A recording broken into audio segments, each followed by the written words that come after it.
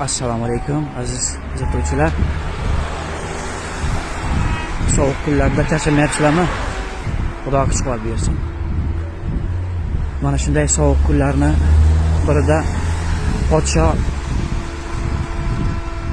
saroyga kelsa, saroyni qo'riqlayotgan bir askarga ko'zi tushibdi. Askarga qarab rahmi kelib, hozir senga saroydan issiq kiyimlar chiqartirib yuboraman debdi-da. Keyin saroyga kirganda va'dasi esdan chiqibdi. Ertasi kuni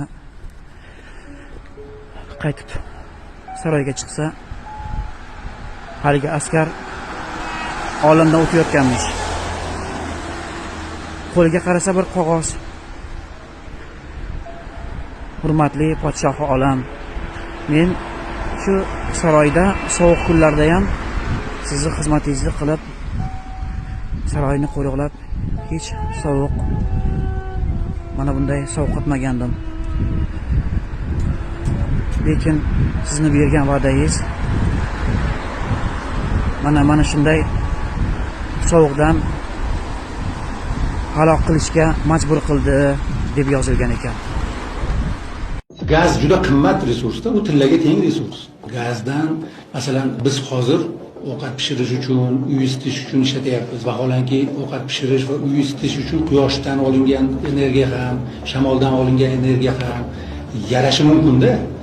Lekin biz shuncha qimmat yerdagidan kavlab olingan, katta mehnat bilan kavlab olingan qo'shimchasiga agar mahsulotga aylantirib qayta ishlab sotadigan bo'lsak, 1/10 ga aylantirish imkoniyatimizni so'rayapmiz-da.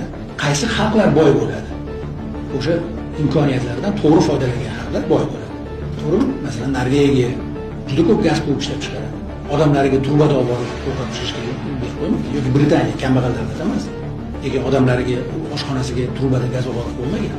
Gazni trubada transportirovka qilib aholini maishiy iste'mol uchun olib borib qo'yish bu Sovet davridagi eng katta xatolardan biri edi. Gazni biz katta daromad keltiradigan bir resurs sifatida qarashimiz kerak. Ana o'shanda boy xalq bo'lamiz. Uy isitish, ovqat pishirish uchun bizda mana hozir energetikamiz juda tez rivojlanyapti. Biz o'zimizni 2030-yilga kelib nafaqat energetikada bo'lgan talabimiz, balki eksport qilish darajasiga yetib olamiz va undan katta daromad olamiz. Agar mana shunga yetib borganimizda butun uylarni tasavvur qiling, konditsioner yoqsangiz uyingiz issiq. Gazda yoqib shuni bir kunlik ishlatilgan qancha kub gazni ishlatish zarurati bormi? Yo'q. Shu darajaga kelishni fikrlashni boshlagan o'zbek xalqi albatta boy bo'ladi. Lekin o'zbek xalqi shuncha gaz, shuncha yer osti boyliklari, shuncha imkoniyat bilan bunaqa yalpi ichki mahsulotimizni kishi boshiga daromadi 3000-4000 dollar bo'lib yuradigan xalq emas. O'zbekiston bugungi imkoniyatlari bilan, bugungi resurslari bilan yalpi ichki mahsulot kishi boshiga 10,000, 15,000 dollar bo'lishi kerak bo'lgan xalq.